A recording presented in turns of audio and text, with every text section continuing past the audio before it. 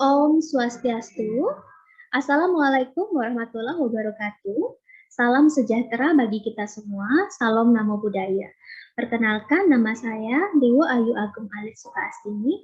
Saya adalah dosen di Fakultas Kedokteran dan Ilmu Kesehatan Universitas Warmadewa, jurusan atau program studi kedokteran.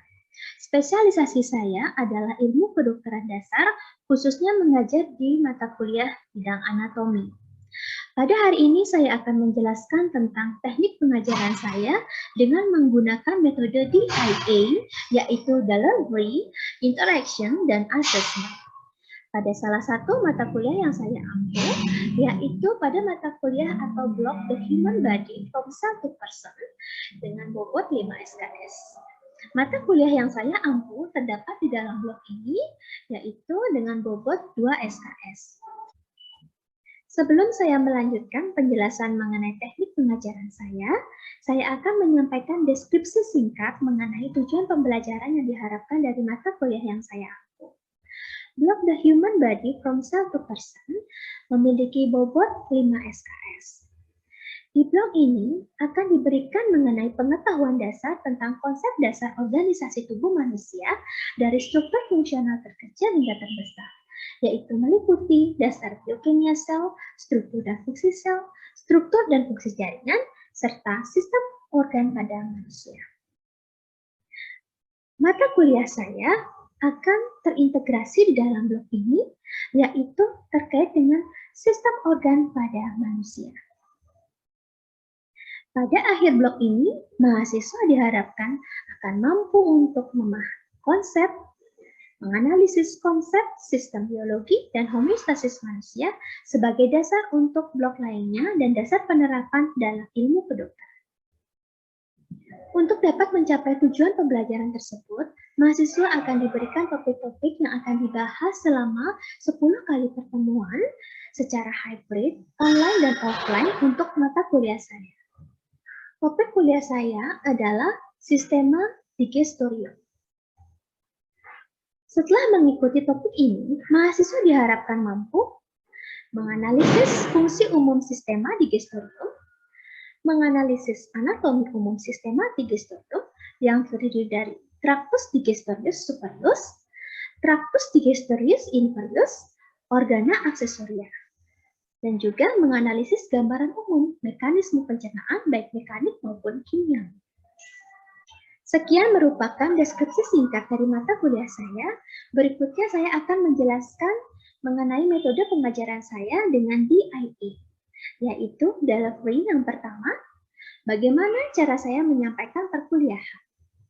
Penyampaian saya menggunakan media PowerPoint yang representatif menggunakan gambar-gambar dari sistem organ yang saya jelaskan.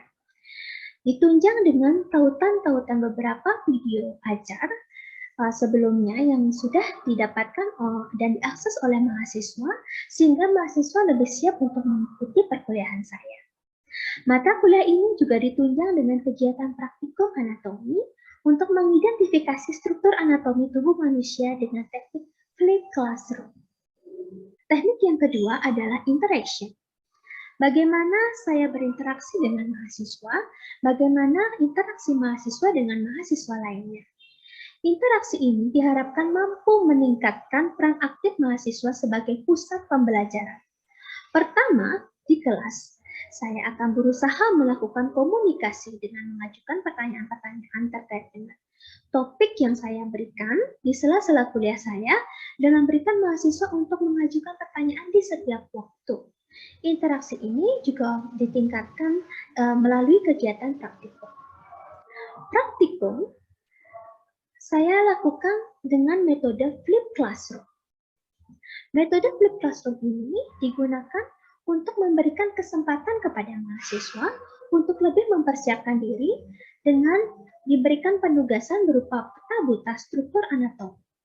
Jadi pada hari during class, mahasiswa akan mempresentasikan peta buta yang telah diisi penjelasan. Mahasiswa akan menyampaikan dan berdiskusi peta buta tersebut dan juga bertanya apabila ada ketidaksesuaian.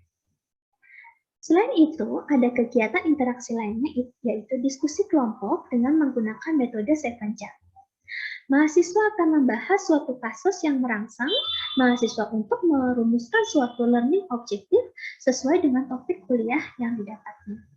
Kasus-kasus ini adalah kasus pemicu yang dirangsang untuk melatih berpikir kritis dari mahasiswa. Selanjutnya, interaksi yang berikutnya yang saya gunakan adalah melalui media model e-learning, LMS. Jadi dilakukan melalui model e-learning ini, dilakukan komunikasi penyampaian materi sebelum kegiatan perkuliahan. Baik untuk persiapan kuliah besar maupun praktikum, termasuk bagaimana melalui media ini dapat dilakukan umpan balik kepada mahasiswa mengenai kemajuan belajar mahasiswa dan juga hasil proyek yang mahasiswa lakukan. Interaksi lainnya juga melalui kegiatan plenary session dan media tanya ahli di dalam model e-learning. Mahasiswa akan mengajukan pertanyaan pada tanya ahli, kemudian akan dibahas tanya jawab di dalam kegiatan plenary session. Pada kegiatan plenary session ini, mahasiswa mendapatkan kesempatan untuk menjawab pertanyaan teman yang lainnya, dan juga dosen atau saya sendiri akan meluruskan jawaban yang sudah diberikan oleh mahasiswa lainnya. Teknik yang ketiga adalah asesmen. Bagaimana saya menilai mahasiswa? Di awal pembelajaran, mata kuliah saya terintegrasi dengan blog sehingga kontak perkuliahan akan disampaikan oleh koordinator blog berupa capaian pembelajaran yang diharapkan dari blog, kemudian deskripsi singkat mata kuliah, dan juga tata tertib selama pelaksanaan kewajiban dari mahasiswa, termasuk di sana tercantum dari penilaian dari proses dan juga ujian akhir.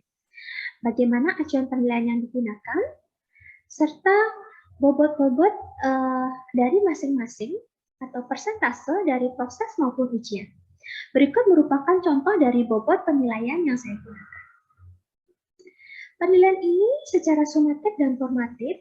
Sebelum dan setelah kegiatan praktikum, saya melakukan kegiatan pretest dan posttest untuk menilai kemajuan belajar mahasiswa atau penilaian formatif. Di akhir setiap SKS terdapat suatu penilaian berupa penilaian sumatif yaitu mini test, dan di akhir blok dilakukan suatu ujian akhir. Berikutnya saya akan menayangkan cuplikan kuliah saya secara online menggunakan Zoom Meeting. Selamat menyaksikan. Mohon ditunggu sebentar ya. Sudah, dokter. Oke, saya besarkan ya.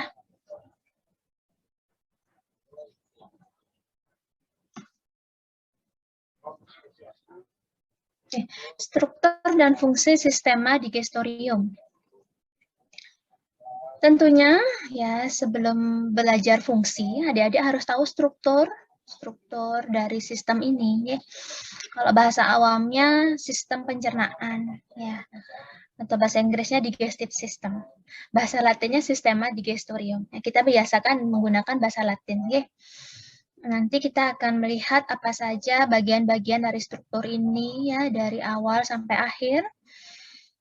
Kemudian apa sih fungsi umumnya begitu nggih. Kita lanjut ya. Ini adalah tujuan pembelajaran yang nantinya diharapkan adik-adik mampu ya. Pertama tentunya fungsi umumnya apa? Ya, fungsi umum dari sistema digestorium, kemudian struktur. Jadi di sini memberikan rangsangan adik-adik ya untuk belajar lebih jauh mengenai struktur anatomi dari sistema digestorium. Nah, sistema digestorium ini ya secara umum akan dibagi menjadi tractus digestorius superius dan tractus digestorius inferius.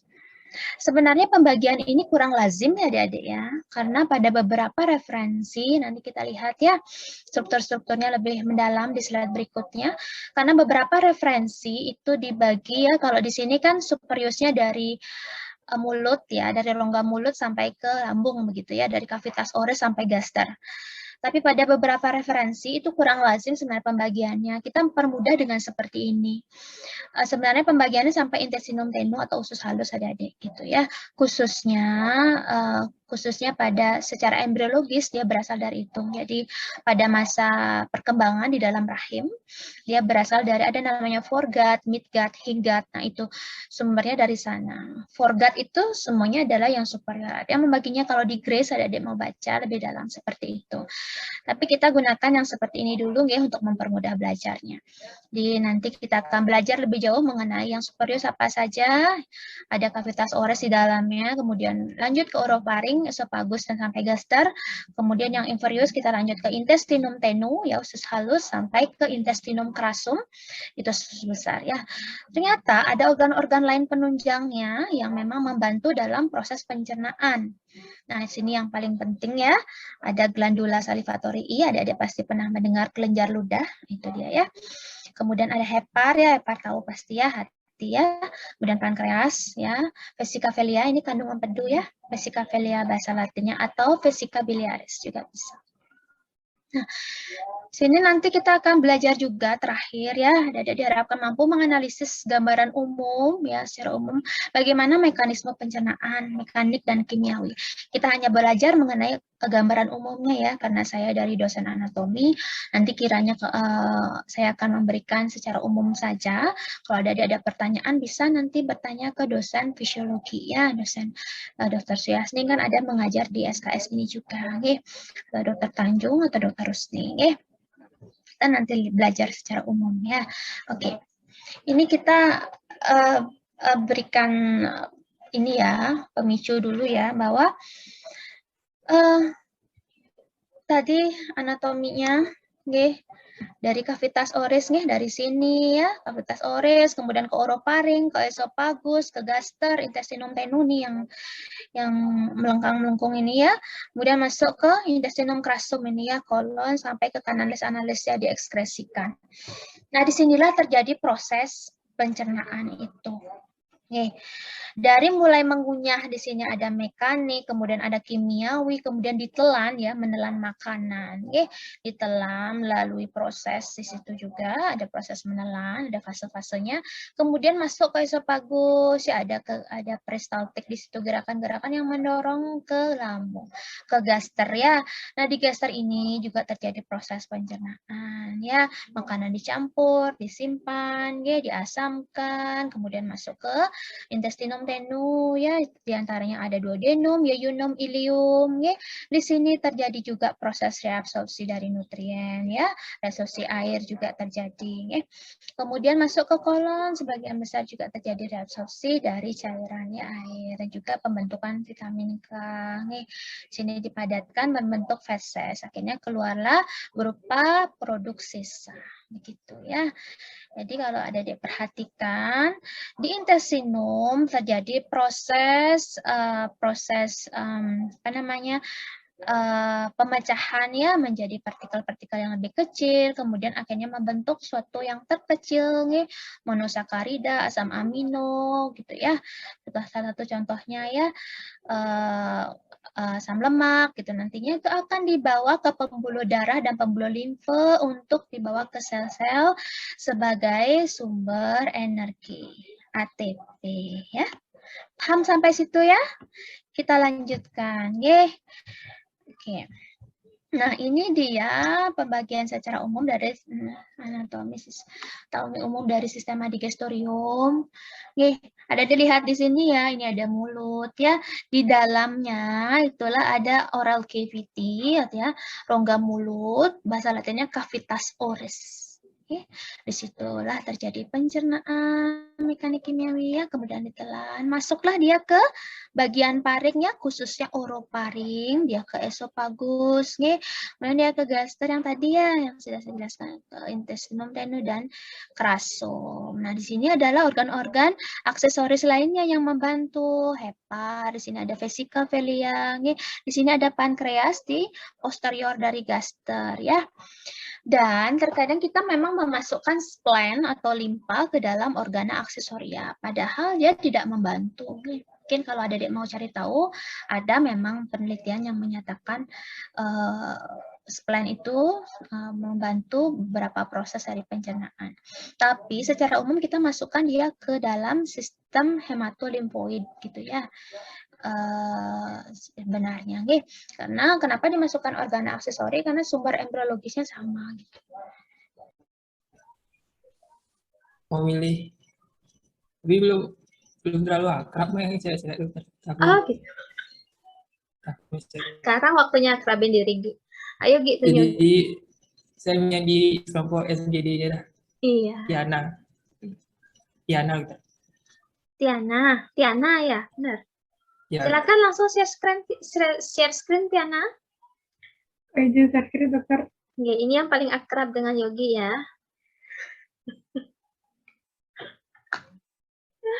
Biar nggak ngantuk ya, siang-siang begini. Nanti makan siang habis ini ya.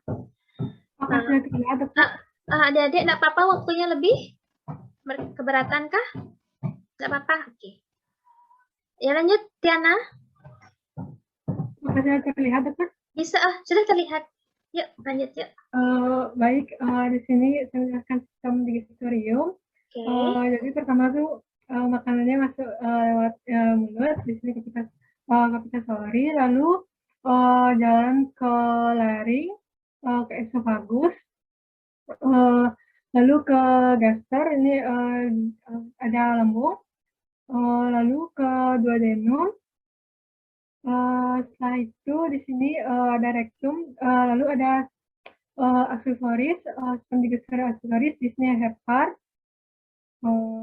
Sepertinya itu dokter yang saya tahu.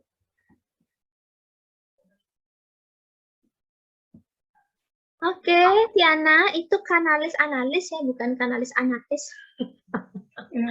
Kemudian, ini belum ditulis ya, kavitas oris. Mana? Tidak ada kavitas oris yang ditunjuk ya. Ya, lingua bilangnya ya. Lingua, lidah itu lingua ya. Ada di dalam kavitas oris. Nih, oke, dari kavitas oris ya. Masuk ke saluran berikutnya, tepatnya adalah orofaring ya. Ya, orofaring, laringofaring, orofaring, baru ke oesophagus. Mungkin ini lebih tepatnya orofaring ya, Tiana ya. Orofaring, kemudian oesophagus, pars thoracica gitu kalau mau ada pars ya. Oesophagus saja cukup ya, Tiana ya, belajarnya ya. Nanti di semester 3 ya.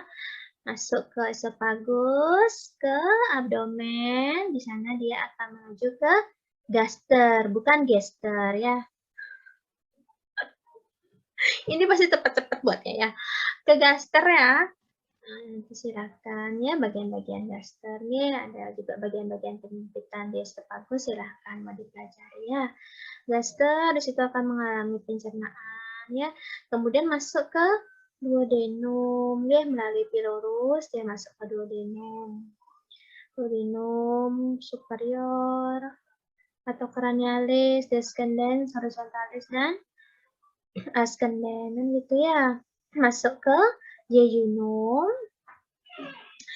Bingung ya ini ya memang ya jejunum iliumnya ya, kira-kira dia di kuadran kiri atas itu jejunumnya, nyambung dia langsung. Kuadran kanan bawah itu iliumnya yang langsung berhubungan dengan sekum ya. Ini adik-adik tunjuk sekumnya sudah ya, sekum sudah benar ya. Appendix vermiformis, bukan verni ya. Vermi pakai M. Vermiformis. Lanjut ke kolon. Kolon apa nih?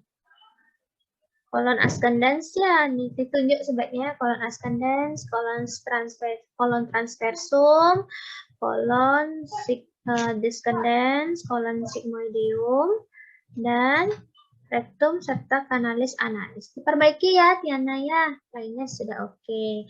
Kemudian ada yang aksesoria ya yang membantu pencernaan. Apa saja Tiana tadi? Ada hepar, Hepar lagi? ada lien. Oh, lien. Vesika, vilea atau biliaris, dan pankreas. Lien sebenarnya tidak termasuk ya, dia termasuk organ limfoidea ya. Limfoidea, oke? Tapi tetap karena dia dari embriologisnya sama, begitu seringkali dimasukkan ke organ aksesoris. Organ aksesoris lain adalah glandula salivatorii ya. Nah, glandula salivatorii ini, glandulae salivatorii nanti ada glandula apa saja? Ini enggak ada ini ya, safari gland apa nih? Glandula sublingualis, glandula submandibularis, glandula parotidea. Begitu tulisannya. Oke, perbaiki ya yang belum-belumnya. Oke, terima kasih ya. Tiana, yuk tunjuk temannya yuk yang cowok yuk.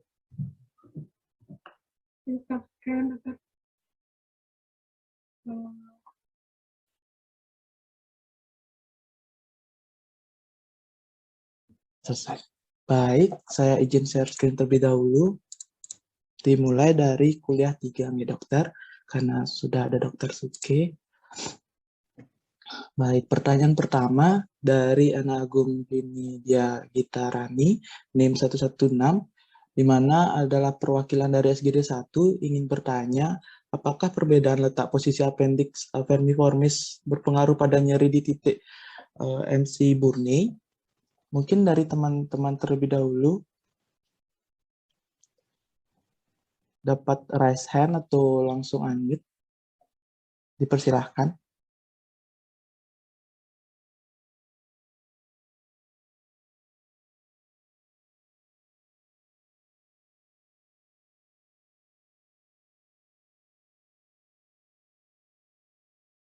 Baik, mungkin dari teman-teman ada yang ingin menjawab, bisa raise hand atau langsung unmute.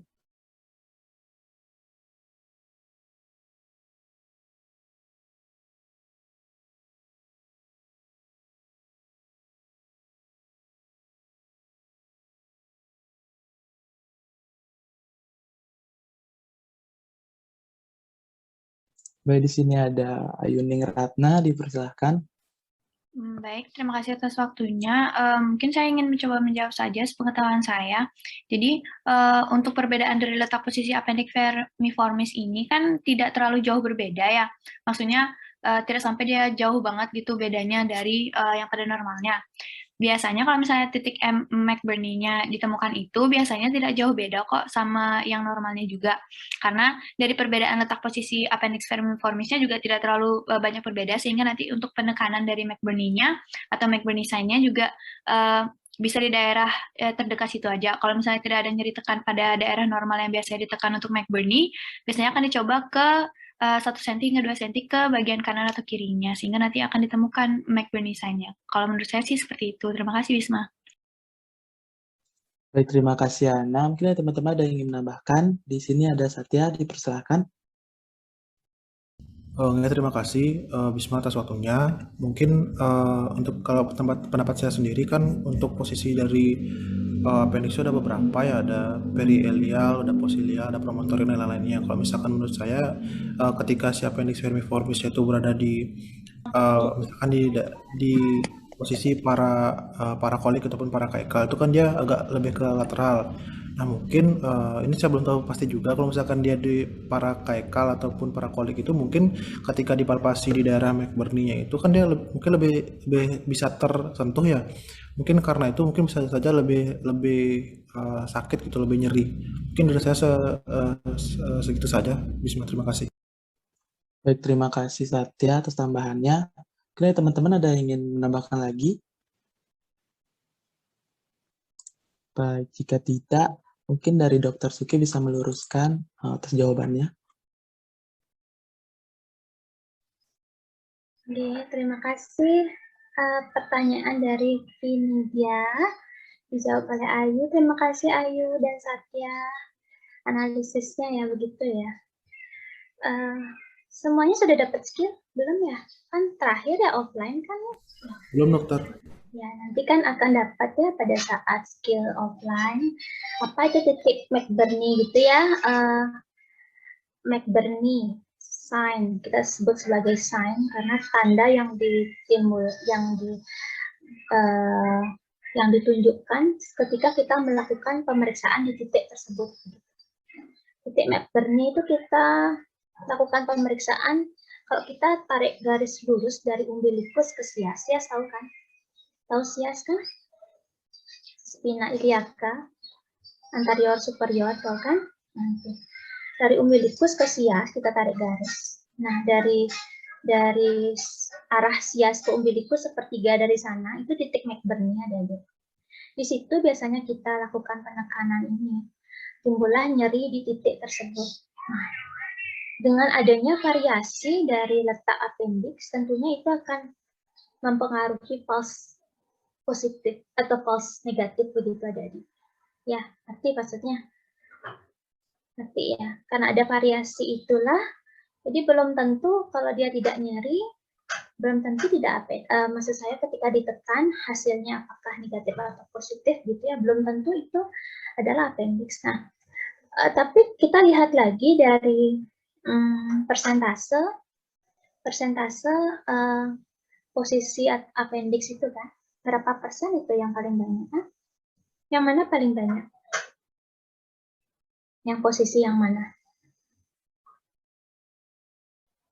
Posisi yang mana paling banyak, adik? Retrosekal, dokter. Ya, retrosekal ya. Itulah yang biasanya menimbulkan hasil positif, nyeri titik McBurney-nya itu positif. Nah, tentunya kita kan kalau jadi dokter, adik-adik kan jadi dokter nantinya pemeriksaan itu tidak hasil yang kita gunakan itu ketika kita mendiagnosis pasien tidak hanya dari satu pemeriksaan saja. Kan ada anamnesis kan? Anamnesis yang kita lakukan, gejala apa pasiennya gitu nih? Gejala awalnya nyerinya misalnya di nyeri paraumbilikal, kemudian menjalar ke apa namanya kanan bawah abdomen itu misalnya gejala yang muncul pada pasien. Ya. Ditambah dengan itu, kalau tidak salah ada skornya, adik-adik. Coba cariin. Tapi kan nanti adik-adik belajarnya di semester 8 ya. Alvarado score namanya itu nanti kalau mau cari. Adik-adik akan di sana ada sign-nya ya, tandanya salah satunya McBurney sign ini positif. Kemudian yang lainnya ada lagi, ada Robsing sign gitu. Ada SOAS sign, nanti belajar ya di skill ya, ada diajarnya Robsing sign, SOAS sign, obturator sign itu positif itu biasanya yang akan mengarahkan kita memperkuat diagnosis kita ke arah appendicitis akut gitu. Oke, berarti kemungkinan di situ memang ada peradangan di appendixnya. Diperkuat lagi kita kan akan mengajukan dari pemeriksaan fisik ternyata semua nih positif. Harus kita lakukan pemeriksaan penunjang, tidak langsung dioperasi pasiennya kan begitu. Ya kan? Tambah tanda-tanda apakah demam pasiennya ya, apakah sudah ada peritonitis atau perforasi, itu kan lebih berbahaya lagi. Kita harus lakukan pemeriksaan penunjang tambahan. Seperti USG kan begitu untuk menentukan kira-kira di sebelah manakah posisinya kan begitu nih. Apakah sudah ada perlekatan gitu. Ya, itu nih salah satu yang bisa memastikan diagnosis, penegakan diagnosis appendicitis. Ya, mungkin itu bisa membantu ya, menjelaskan yang bisa diterima gitu. Vinidia, bisa? Dokter, terima kasih dokter.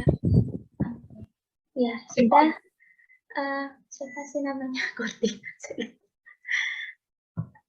Siapa Kurtinya ya? Siapa namamu, Dek?